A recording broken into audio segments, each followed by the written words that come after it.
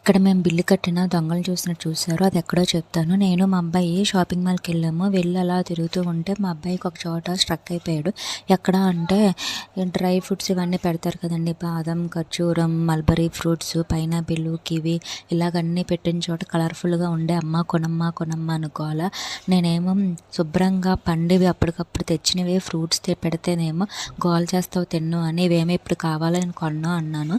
నేనేమో స్టీల్ సామాన్ల దగ్గర స్టక్ అయిపోయాను. మా అబ్బాయి ఏమో బొమ్మల దగ్గర చూస్తూ కూర్చున్నాడు. ఏదోటి కొనమ్మా అన్నాడు, కానీ నేను కొనలేదండి, అవసరమైనవే తీసుకున్నాను. తీరా బిల్లింగ్ సెక్షన్కి వచ్చాక బిల్లింగ్ అంతా అయిపోయింది. ఆ స్లిప్ పట్టుకొని గేట్ దగ్గర నుంచుంటే అక్కడ కుయ్యి కుయ్యి కుయ్యి అనుకోవాలా. మేడం మా వైపు బిల్లు వైపు, మా వైపు బిల్లు వైపు చూస్తుంది. ఏమీ తీయలేదు, ఏమీ లేవు కదా, కరెక్ట్గానే ఉన్నాయి కదా అని చెప్పి అమ్మాయి కూడా ఆలోచిస్తుంది. నేను మా అబ్బాయిని ఏమన్నా తీసావా అంటే నేనేం తీయలేదమ్మా అన్నాడు.